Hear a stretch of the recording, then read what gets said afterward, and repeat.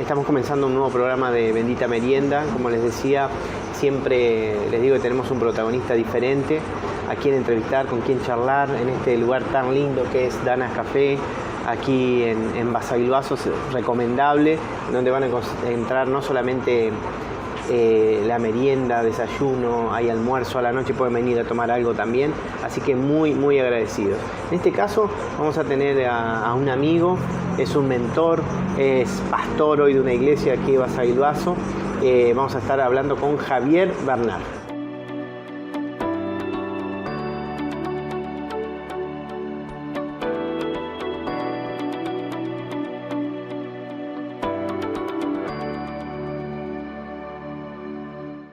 Bueno, estamos con Javier Bernal, lo presentamos antes en el comienzo, y primero quiero agradecer a Danas Café, como decía, en Podestá 502. Quiero agradecer a Oscar Sack, que está en cámara y en edición, a la gente de la tienda Tu Estilo, a Pablito Az, que está en Grieve, y Eva Perón, así que muchísimas gracias. Bueno, no soy de entrevistar mucho a mis amigos, pero es un buen momento, sí. Así que bueno, te agradezco. Bueno, gracias a vos por la oportunidad. Y bueno, acá está este humilde servidor para responder o para hacer de esta charla lo más amena posible y edificante. Bueno, espero este lugar, creo que ya lo conocías, un lugar muy lindo en donde hemos hecho esto de Bendita Merienda, que justamente es bendito porque tenemos una merienda rica, podemos compartir, charlar con amigos, con conocidos, con gente que para mí es muy importante en la sociedad y en este caso en mi vida particularmente. El término pastor que es conocido y ha sido tan resaltado y tan criticado en distintos momentos según quién lo nombra. Para vos, vivencialmente, cuando te dijeron, che, podría ser pastor de una iglesia, ¿cómo fue? ¿En qué momento fue? ¿Y cuándo te convenciste? A la semana que empecé a congregar. Uh-huh. Congregar es juntarte en un lugar, ¿no? Claro. Como bien sabés, tuve un proceso interesante después de haber atravesado una depresión profunda, una situación con unos dolores terribles en mi cervical y buscando la cura o el remedio, golpeé muchas puertas y lo único que estaba logrando era fracaso. Hasta que cuando toco fondo llego a un lugar que me cambió para siempre, donde se podría decir que tuve un encuentro con Dios y que encontré, digamos, el propósito en mi vida. Encontré mi propósito, mi lugar en el mundo. Cuando vos ni bien entraste ahí en este lugar, ¿ya sabías cuál era tu propósito realmente? No, para nada. No. ¿Cuánto tiempo te costó saber? Para poder terminar de responder la primera pregunta, a la semana mis amigos que me conocían me decían pastor, pero porque me cargaban. Claro. Porque había llegado a una iglesia burlándose de mí, pero yo siempre lo tomé muy en serio. Y empecé a vivenciar situaciones que me daban indicio de que Dios era real. Por eso me apasionó de tal manera y entendí que tenía que capacitarme, que tenía que formarme para algún día llegar a ser un ministro o un pastor, como se conoce hoy en la jerga, ¿no? ¿Cuáles son, si querés nombrar alguna de esas situaciones? Bueno, una de las situaciones, por ejemplo, que a mí me empezaron a pasar es que yo experimento una sanidad. Yo desde el día que piso la iglesia y oraron por mi vida, yo no descansaba. Yo tenía que estar a base de analgésicos y relajantes para poder dormir, y dormía, pero no descansaba. Entonces, cuando vuelvo de esa actividad, de esa reunión, recuerdo que fui a descansar y dormí, creo que 5 horas corridas, pero parecía que había descansado una eternidad. Y a partir de ahí... ¿Qué era lo que tenías específicamente en el cuerpo? Yo tenía una depresión terrible, producida, creo que la raíz fue, el detonante fue una hernia muy grave en la altura lumbar, que me tenían que operar por situaciones económicas y otros menesteres, no se podía hacer, y eso me llevó casi 1 año y 7 meses de tratamientos, de idas, de venidas y de fundirnos con ese pequeño emprendimiento que teníamos con mi esposa. Mi esposa siempre se dedicó al comercio, entonces pasaron cosas interesantes y de buenas a primeras todo eso empezó a revertirse. Bien, bien. ¿Y cuándo fue la decisión? ¿Cuándo fue tu comienzo como pastor? Y mira, ¿cómo fue? ¿Te acordás de ese día que te dijeron, bueno, porque en las iglesias hay un momento de ungimiento, hay un momento de... en verdad, vamos a ir a cuando lo sentiste vos, más que cuando te dijeron, bueno, de ahora en más sos pastor. De pronto yo me encontraba con que la gente se acercaba a querer hablar conmigo, porque querían escuchar lo que tenía para decir. Y cada vez más era la gente que se acercaba a hablar conmigo. Y yo simplemente los escuchaba. Y no le daba una respuesta porque no las tenía, pero ellos daban testimonio de que después de haber hablado conmigo algo pasaba. Entonces se hizo muy natural al poco tiempo, y eso despertó una pasión en mí en no conformarme, porque si bien la gente necesita que alguien le preste el oído, yo también tenía que conocer más a ese que me estaba dando esa oportunidad para poder dar a conocer quién es la persona que me sanó, quién era la persona que me estaba dando el privilegio de hacer lo que estaba haciendo, de escuchar a otra gente que tenía necesidades. Entonces, al poquito tiempo ya sabía lo que quería. Mes, 2 meses yo ya sabía qué era lo que quería, y en pos de eso empecé a caminar. Si yo te pregunto, porque hoy tenés un dialecto muy, muy bueno, realmente, tenés una forma de llegar, charlar, comunicar excelente. ¿Qué estudiaste de eso para llegar a él, si vos te pones a pensar? Fuera, no hablemos desde que comenzaste a ser pastor o que dijiste, bueno, voy a hablar con la gente, sino antes, ¿qué eras? Era un chico que con muchísima dificultad terminó la primaria, y no, era imposible, impensado que yo llegue a estar, por ejemplo, delante de una cámara teniendo una charla y contando las crónicas de mi vida. Sería imposible. Yo creo que el tiempo, las relaciones, los cursos, las diferentes capacitaciones que fui haciendo con el tiempo, y el escuchar te enseña a hablar. Wow, es buena frase esa, el escuchar te enseña a hablar. Siempre tengo la frase de, por algo Dios nos dio 2 orejas y una boca, ¿no? Claro. Dijiste algo dentro de la parte anterior que a mí me pasó con un amigo, siempre cuento esta anécdota, yo no te conocía, y bueno, llegaste a Basaibazo, en donde se te abrió las puertas en un lugar en la municipalidad en ese momento, y había un amigo que en el lugar donde vos estabas y charlabas con la gente, él decía ser que era ateo, ¿no? Entonces él veía que la gente que entraba al lugar donde vos estabas, a ese habitáculo, esa oficina que te habían dado, ese lugar, me llama y me dice, mirá, este hombre debe tener algo porque la gente entra de una manera y sale de otra. Y vos mismo lo decías, que la gente decía eso, y fíjate que mi amigo lo dijo. Y hoy pasa. Acá hay una cuestión que me viene a pregunta. Hay mucha gente que tiene eso, que lo tiene, que no es pastor, que puede ser psicólogo, puede ser otro tipo, hay coaching, hay RRPP, hay distintos representantes de una forma de hablar que es muy atractiva.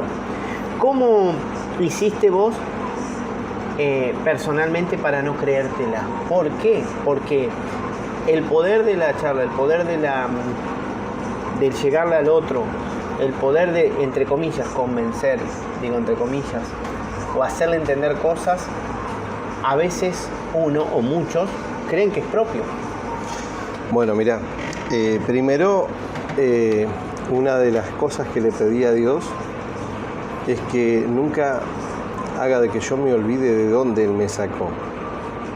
Porque una de las realidades que yo viví era que quería terminar con mi vida porque consideraba que no tenía sentido.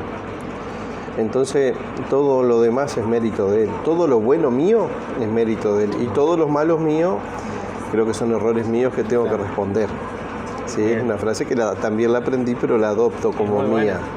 Sí, me tengo que hacer cargo de muchos errores que cometí, porque soy un ser humano. Un pastor es un hombre que tiene un montón de defectos y responsabilidades, pero que a su vez está representando a Dios. ¿Sí? Donde mucha gente, con todas sus necesidades y sus dolores, van a buscar respuestas que a veces no tenemos. ¿Cuál es la diferencia? La gran pregunta que te deben hacer es ¿cuál es la diferencia de un pastor y un cura? Yo creo que los dos son agentes espirituales que tienen una gran responsabilidad y yo creo que no hay diferencia, porque son representantes de una institución que a su vez representan a Dios y tienen una misión que es velar por la vida espiritual de la gente que se acerca a ellos. Pero hay algo que sí te voy a decir. Hay dos tipos de sacerdotes o dos tipos de pastores. Hay pastores que son apasionados y que están dispuestos a hacer una milla más para que una persona pueda conocer al Señor. Y hay otro tipo de personas que son asalariadas, que simplemente están para cumplir una función. La vida quizás le ha jugado una mala pasada y no han tenido la capacidad de tener un mentor para que los pueda guiar en los momentos de adversidad y entendieron que era una profesión más. Ojalá que nunca me pase. Te iba a preguntar en cuál de los dos estabas, pero ya lo contestaste. Pero eso no lo puedo decir yo. No. No dice mis frutos. Bien. Hay una cosa que hablaban justamente en estos momentos, tuve entrevistas que podemos unir en cosas que charlamos. Con una de las personas que hablaba hace un rato, acá hacemos, para entender que la gente entienda de otro lado, hacemos distintas entrevistas, a veces 2 al mismo tiempo, 3. Y una de las personas que estuvo acá en una entrevista me dijo, yo no tengo una religión, yo tengo una relación, que considero que es un término excelente. Porque lo que ha pasado en nuestras vidas o en las generaciones o en tradiciones es creer más en una religión, en un dogma, en una forma de hacer las cosas, que en una relación. ¿Cuál es la diferencia de religión y relación? Bueno, para poder entender ese término, la religión presenta estructuras. Perfecto. Religiosidad capaz es el término, ¿no? Más que religión. Claro. Yo a través del tiempo aprendí a tener una relación con Dios. Y una relación con Dios es esto, la capacidad de hablar con mi amigo invisible, que no se ve pero que está, y que sabe responder muy bien, y que habla de muchas maneras. Pero eso te lleva, a algunos no les lleva tiempo, a mí me llevó mucho tiempo entenderlo, porque la emoción o el emocionalismo muchas veces nos juega una mala pasada. Y porque estamos contentos y porque las cosas nos salen bien, creemos que todo viene encarrilado. Pero ni siquiera eso es Dios. Yo creo que mi verdadera cristianidad la experimento a través de los procesos. Porque cada vez que me encuentro en una opresión o en una situación de prueba, me doy cuenta si soy un verdadero cristiano o no. Entendí que el cristiano no es el que va todos los días a la iglesia, sino que el que confía ciegamente en Dios a pesar de las circunstancias y hace su voluntad, da a conocer su nombre y lleva esperanza donde no la hay. Es perfecto la forma de explicarlo. Como cabeza de una institución, en donde la gente va, sí, a congregarse, a juntarse, a unirse, a escuchar de la palabra, o a veces a instruirse, o a veces alimentarse mutuamente. ¿Cuáles son las cosas más lindas que tiene eso y cuáles son las no tan lindas? Porque debe tener dos cosas. Pero espera, vamos a hacer una cosa, vamos a ir a una pausa y lo contestás después de la pausa de esta pregunta, ¿sí? Vale. Hacemos una pausa y estamos de nuevo con Javier Bernal.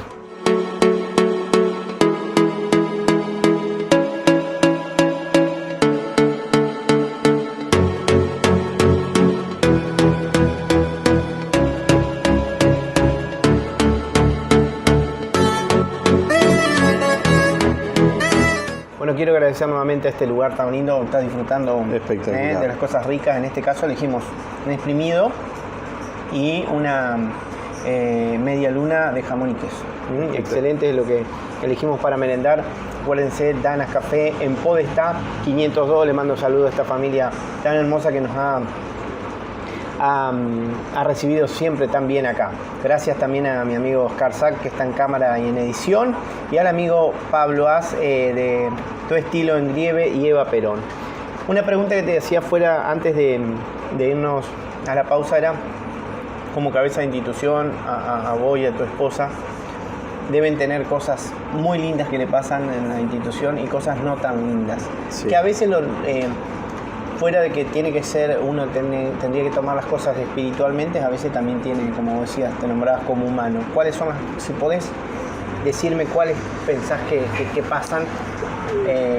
Considero que debe haber más cosas lindas, por supuesto, pero... Sí, si yo tengo que empezar a hablar de las cosas lindas, es ver crecer a la gente, porque uno los ve llegar con un semblante especial y de pronto cuando se enamoran de Cristo, algo sucede en su ser que los hace diferentes. Hay un pasaje en la Biblia que está en el libro de Corintios que dice el don inefable de Dios. Y si vos estudiás la palabra inefable, significa eso que no se puede explicar con palabras. Hay una alegría, a pesar de la adversidad o de los problemas que pueda llegar a tener la gente, que hace de que ellos se sientan seguros y plenos. O sea, experimentan la paz. La paz no es sinónimo de tranquilidad. Diría que es todo lo contrario. Es una revolución de un montón de situaciones, pero con la confianza plena en nuestro Dios, que sería Cristo, ¿sí? Entonces, eso me genera una felicidad tremenda. Y me da la capacidad de soñar. Yo cada vez que veo gente, yo creo que debo tener mi mentalidad de niño, porque yo me los imagino felices. Si llegan con una crisis matrimonial, me los imagino restaurando su matrimonio, siendo responsables de sus hijos, compartiendo cosas especiales y afectando a otra familia para que puedan experimentar lo mismo. Y no hablo de religión, hablo de esa relación de poder acercarse a ese Dios que puede transformar la vida de una persona. Eso me genera una felicidad tremenda. Cuando alguien que de pronto era un anónimo en la sociedad, que se acerca a Dios y se anima a emprender, porque yo no quiero que sean todos pastores, yo quiero que sean felices conociendo a Dios, que se atreven a emprender, a crecer, a desafiar los límites que los estándares sociales o culturales le han puesto como barrera y pueden superarlo. Eso me da mucha alegría, mucha paz, mucha alegría, mucha felicidad y me impulsa siempre a querer seguir incentivando a los jóvenes que tenemos en esta sociedad, en nuestra ciudad y a todos los que nos pueden estar escuchando. ¿Qué me da tristeza? Frustración o tristeza, no sé si es lo mismo, no, pero... son dos cosas muy diferentes. Bien, ¿qué te da tristeza entonces? Por ejemplo, cuando me da mucha tristeza, cuando una persona deja de creer en Dios, cuando una persona deja de creer en sí mismo, deja de soñar. La palabra nos enseña a nosotros que uno de los mandamientos más importantes que Dios establece, que sería el segundo mandamiento, es amar a nuestro prójimo como a nosotros mismos. Pero hay un problema. La cultura nos hizo que no nos amemos. Claro. Entonces tenemos tiempo para todo menos para nosotros. Entonces nos exigimos en el trabajo, nos exigimos para cumplir compromisos, no sabemos decir que no, esta sociedad no sabe decir que no, pero tampoco cumple sus promesas. Entonces eso genera insatisfacción. Ver gente que de pronto tiene cualidades extraordinarias, frustrarse porque una vez lo intentó y le salió mal, eso me genera mucha tristeza. Y después de tener que luchar con mis gigantes, y a veces gano y a veces no. Soy un ser humano, como digo siempre, y siempre mi carácter tiene que estar templado, mi orgullo, mi ego, que tiene que morir todos los días para poder tomar mi cruz y seguir a Cristo, que es importantísimo, porque aquel que no se sabe negar, porque yo no puedo hacer lo que yo quiero. Yo quisiera muchas veces hacer cosas que no son pecados, que no están mal, pero tengo un compromiso con Él, y por eso amo a la gente. que no me deja de pronto tiempo para disfrutar de algunas cosas que quisiera hacer, que las pudiera hacer, pero elijo no hacerla por amor a Él. Siempre se habló de que me pasó de tener la oportunidad de leer distintos libros de autoayuda, libros de educación financiera, de distintos tipos de cosas que nos pasan en la vida, hasta que un día me pasó un clic que me di cuenta, y vos me lo vas a poder decir mejor, que en la Biblia está todo eso que necesita el humano para cada situación en su vida. Si hablamos del amor de papá e hijos, está. Si hablamos de la economía, está. Si hablamos de la sexualidad, está. ¿Crees lo mismo en eso? Porque me imagino que hay gente del otro lado que decir, no, yo no la quiero leer porque es aburrida, porque cuando la gente se encuentra por primera vez y empieza a encontrar y a tener entendimiento de la Biblia, ¿con qué se encuentra la gente? Y con una biblioteca. La Biblia, en realidad, es una biblioteca que para nosotros tiene 66, para los hermanos de la comunidad católica tiene 12 libros más, que son extraordinarios, y te vas a encontrar con un compendio extraordinario de cultura, de historia, de finanza, de moral, y por sobre todas las cosas de los modelos que Dios presenta para que nosotros podamos ser agradables delante de Él. Hace unos días, ayer tuvimos la posibilidad de desarrollar con parte de la iglesia el libro de Efesios. El capítulo 4, 5 y 6 te dice cómo ser una persona que le agrade a Dios, una persona que se supera a sí mismo, cómo ser buen padre, cómo ser buen esposo y cómo ser buen hijo.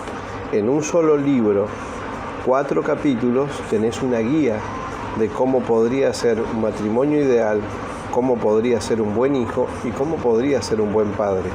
Para todos aquellos que dicen que no hay un manual para ser buen padre, se los recomiendo. Está ahí. Agradar a Dios. La pregunta es, ¿por qué Dios quiere que le agrademos? Porque hay gente que dice del otro lado, ¿por qué tengo que agradar? Viste, el que no entiende. Nosotros podemos, por eso te decía fuera de aire, yo te voy a hacer una entrevista no como amigo ni como alguien con el que charlo todos los días, sino que como un desconocido que puede hacerte preguntas del otro lado. Hay gente que dice, ¿por qué tengo que yo agradar a Dios? Si Él es el creador, Él no necesita que yo le sea agradable. Pero yo puedo entender su lógica porque ellos no han tenido la posibilidad de leer el manual, porque Dios se presenta como un padre. Entonces, para simplificar las cosas y poder responder a tu pregunta, hagamos de cuenta que Dios, Cristo, es el hermano mayor, tiene muchos hijos y se esfuerza por darle lo mejor a sus hijos, para que puedan desarrollarse, para que puedan crecer. Y hacemos un paréntesis. Ahora eso vamos a llevarlo al plano natural de toda la gente que nos está mirando, que son padres y que tienen hijos. ¿Qué te provoca cuando tu hijo te da un abrazo, te trae una buena nota? ¿O consideras que en alguna situación que estuvo vulnerable logró superar esa situación? Te pone orgulloso, te pone contento. Entonces, ¿y qué pasa con lo que no logran? De tus hijos agradar, superar sus logros. No pasa nada, siguen siendo tus hijos y te aman. El único problema es que ellos se pierden la oportunidad de disfrutar de ese momento de gratitud con su papá, de ese momento armonioso, que el único que es beneficiado es el hijo, porque el papá lo mima, le paga el helado, lo lleva a la cancha y hace un montón de cosas más, hablando del buen padre. Buen padre, bueno, me dejaste algo abierto para la próxima pregunta.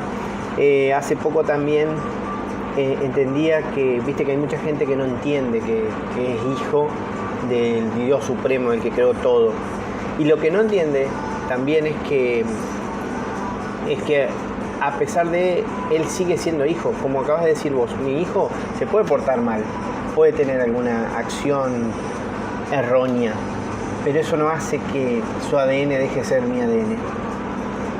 ¿Dios también es así? Sí, totalmente. Yo creo que es así. En el que me predicaron a mí, en el que yo profeso, es así. Que ama, que siempre está dispuesto a esperar, que siempre está esperando. Pero que nos da la libertad de elegir el camino que queramos. El de la felicidad, el de ser amigo de su Padre, de compartir sus secretos y sus planes. O también está el otro camino libre.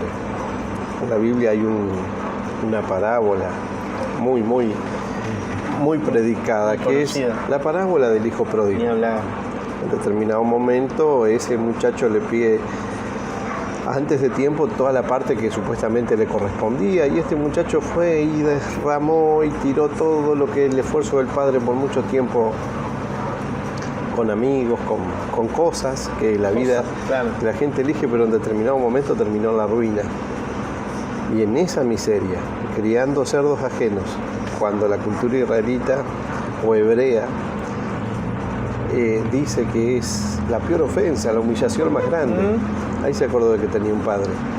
Y se acordó de algo, no que tenía un padre solamente, que tenía un padre generoso.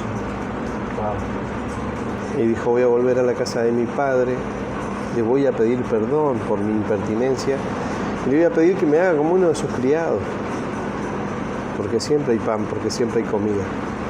Y vos particularmente conocés la historia. Él llegó, su papá lo abrazó, no le preguntó dónde anduvo, qué hizo con la riqueza.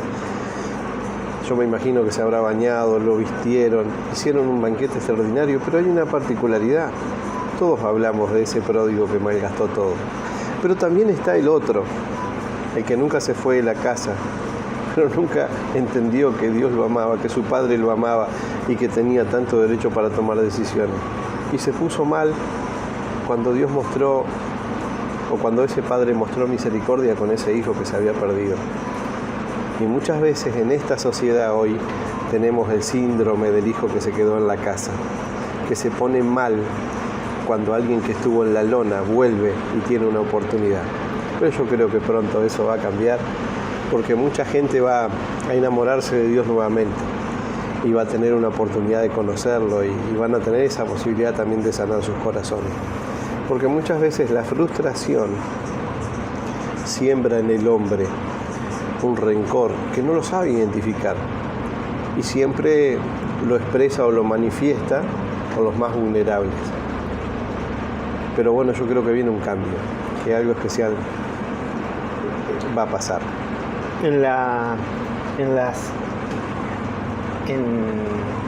jerga espiritual, por decirlo de alguna manera, y si uno estudia un poco la palabra y que no se charla mucho, se habla de una de las cosas que aprendí en los estudios que uno hace, la escatología, sí, el estudio del fin de los tiempos. Sí. Personalmente te tengo que preguntar esto, ¿por qué, si es que crees que estamos en el fin de los tiempos, qué hace deducir que estamos en un fin de tiempos? La humanidad está en un fin de sus tiempos. Puedo darte una característica, porque puedo darte muchas, pero sí. Si querés trabajamos en una. Que repetimos mucho, dice, en determinado momento los discípulos que caminaron con Jesús, le pregunta, Señor, ¿cuál va a ser las señales que van a estar presentes en tu venida? Entonces él habla de que la moral va a tener una distorsión. Habría que empezar a descifrar lo que es moral hoy. Y muchos confunden la moral sana con machismo o con alguna otra cosa rara. Pero la moral es lo que me dicta a mí lo que está bien y lo que está mal. Y dice que en el final de los tiempos todo lo malo va a pasar a ser bueno y todo lo bueno va a pasar a ser malo. Y yo creo que la moral de nuestras generaciones está tan pisoteada que llegaron a no discernir qué es lo bueno y qué es lo malo. ¿Te puedo hacer un paréntesis ahí? Un ejemplo básico, la mala palabra, ¿no? Teniendo tantos sinónimos, podemos agarrar y no usarla y la usamos. termina siendo normal entre nosotros, por ejemplo. Pero la mala palabra en sí es hablar mal, o sea, groserías, capaz te referís a la grosería, pero hay algo mucho más grave que la grosería.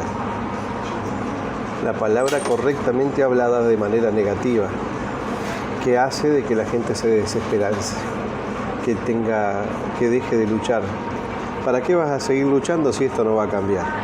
Claro. ¿Para qué vas a emprender ahora si este gobierno te va a quitar todo o no vas a tener oportunidad? ¿Para qué vas a emprender un negocio si no van a tener dinero para venir a comprarte? Eso también es una mala palabra. Wow. Y es grave y produce muchos daños. Porque si hay alguien que está luchando con su autoestima y de pronto no tiene un mentor que lo aliente, que lo desafíe, muy posiblemente desista. ¿Cuál es la consulta? A un psicólogo le preguntaría cuál es la consulta normal que tiene de sus pacientes. Sí. ¿No? A ustedes, ¿cuál es por qué los requiere la gente? ¿Qué es lo que les pasa habitualmente o lo que más es lo que está pasándole a la sociedad hoy, que por eso llegan a la iglesia o llegan a ustedes?